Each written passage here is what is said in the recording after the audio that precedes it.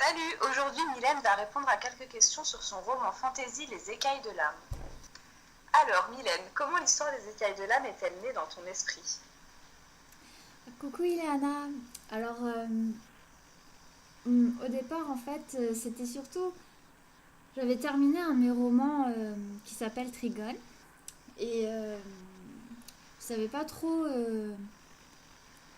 En fait, j'avais une idée d'un livre complètement fantasy et je voulais me détacher de mon précédent univers. Donc, c'est comme ça que en fait, j'ai développé un nouveau monde en fait pour pouvoir faire évoluer des personnages comme j'en avais envie sans contrainte de réalité. Ok, et du coup, est-ce que entre le premier jet et la version éditée, est-ce qu'il y a eu des évolutions? Oui, il y a eu beaucoup d'évolutions. En fait, jusqu'au peut-être à la moitié du livre ou un peu moins, je ne savais pas trop ce que les personnages deviendraient dans le futur, ni, ni qui ils étaient et leur passé. Et en fait, quand mort, j'ai créé ce personnage. En fait, c'est autour de lui que j'ai vraiment réussi à trouver ma fin et à en faire en sorte que tout se tienne en fait. C'est en créant mort que c'était le déclencheur de tout le reste en fait. D'accord, ok. Donc du coup, tu t'es lancé dans l'écriture en fait, et c'est au fur et à mesure que tu as réfléchi au plan vraiment, et donc du coup, après, tu as dû tout reprendre, C'est c'est ça, ça? exactement, ouais. Et du coup, c'est pareil pour la romance, parce qu'en fait, la romance, elle semble prendre une place importante pour toi. Et Ah, est-ce que tu peux nous expliquer pourquoi? oui, ça prend la romance a une grande importance pour moi parce que dans ma vision des choses, peut-être un petit peu trop naïve, pour moi l'amour c'est tout ce qui compte un peu en général. Genre on vit pour aimer et puis le reste c'est moins. Enfin, je sais pas trop comment dire. Je trouve qu'une histoire sans amour, c'est pas vraiment une histoire. D'accord. Donc en fait, la romance, finalement, c'est ce qui n'a pas vraiment. En fait, elle était présente dès le départ dans ton tout premier jet, quoi. Ouais. Et il y aurait. Dans toutes mes histoires, il y a forcément de la romance. Je peux pas m'en passer. Et du coup, au niveau des caractères de tes personnages, par exemple, je pense à Wimi, on peut le dire, elle est vraiment caractérielle. Et comment tu l'as construite en fait? Est-ce que tu t'es inspiré d'une partie de toi-même ou de, tu vois, des gens que tu connais ou... Je pense que Wimi, comme en fait un peu tous mes personnages principaux dans mes livres, je pense qu'elle me ressemble sur certains points et sur d'autres moins. Et je pense que ça serait mentir si je disais que je lui ressemble pas du tout.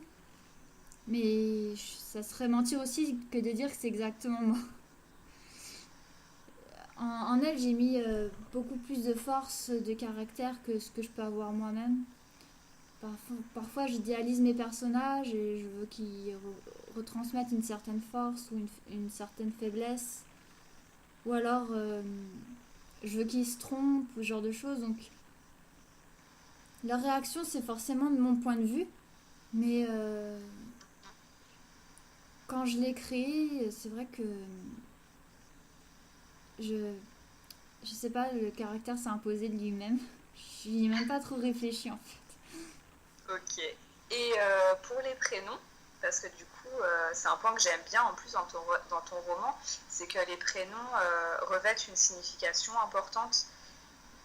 Et Oui, du coup, est-ce que tu penses que les prénoms peuvent orienter le caractère d'une personne? oui, oui.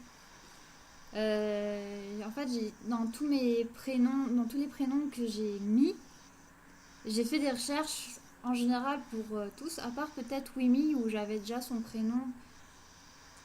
Je sais, enfin, je veux dire c'était Wimi et puis je sais pas pourquoi. Mais par exemple pour Ok. Azoru, Mort ou. Ezia, la mère Ouais, de Wimi, ou ce genre de choses. Tous les autres personnages, Breeze. J'ai recherché quand même pas mal à ce que je voulais que ça signifie. J'ai mélangé plusieurs mots pour que ça donne leur prénom en fait. d'accord. Et du coup, tu sais ce que ton prénom signifie? Mylène ou Ouais. non, je sais pas. Le mien non, mais mes personnages oui. Bon, c'est l'essentiel finalement. C'est ça. Et du coup, alors là, dans ton roman aussi, tu abordes parfois des sujets très sensibles. Je pense notamment au viol de Wimi et de Tori. Oui. Et est-ce que, en abordant ces sujets particuliers, est-ce que tu veux faire passer un message, en fait? En fait, je pense au moment où je l'ai écrit, j'étais un peu en colère en fait envers notre société, la façon dont en fait certaines personnes voient le viol, genre j'ai l'impression qu'on dédramatisait cet acte, alors que je trouve que c'est quelque chose de très grave pour la femme autant que pour l'homme. Et j'arrive pas à comprendre qu'on puisse dire, par exemple, ah mais c'est parce qu'elle était habillée comme ça, c'est parce qu'elle a dit ça, ou parce qu'il a fait ci ou fait Mhm. ça. Ça m'insupporte vraiment, tu vois. Je trouve que cet acte, c'est comme violer, c'est prendre une partie de l'âme de l'autre, c'est le déshumaniser, l'utiliser en tant qu'objet. Ouais. Et je voulais que les gens enfin, se rendent compte que c'est un acte abominable en fait. Donc c'est sûr que ces C'est- scènes-là sont abominables et rendent mal d'un certain côté. Mais c'est ce que j'ai Ouais, voulu tu rechercher. retranscris vraiment bien, surtout je trouve pour Tori, tu vois, c'est vraiment la souffrance, quoi. Enfin, tu parviens vraiment bien à retransmettre tout ça, quoi, je trouve. Merci. Alors, Une question un peu plus gaie. oui, Euh, Qu'est-ce que tu préfères dans la création d'un roman fantasy? c'était l'univers, vraiment. C'est la construction de ton univers avec ses propres lois et tout ça? Ouais, vraiment, avec les lunes, la travelle, les sorciers. Quand je me suis dit, ah, quelle race il va y avoir, quel genre de personne il va y avoir. Quand j'ai un peu créé les peuples, les, les terres et puis tout ça, c'était Ok. franchement ce qui m'a le plus amusé dedans. Et qu'est-ce que tu as trouvé le plus difficile? Le plus difficile, dans je dirais que j'ai pas vraiment eu de point. Peut-être quand j'ai écrit la fin, quand je savais que j'allais quitter mes personnages, c'était le plus Ah ouais. difficile. J'avais vraiment pas envie, je retardais le moment le plus possible, mais finalement, je l'ai terminé. Ouais. Mais bon, du coup, ça va parce qu'il y a un tome 2 qui est prévu. C'est ça, c'est ça. Et du coup, on va retrouver Winnie et Azoru ou tu as prévu de plus axer ce tome 2 sur un autre personnage?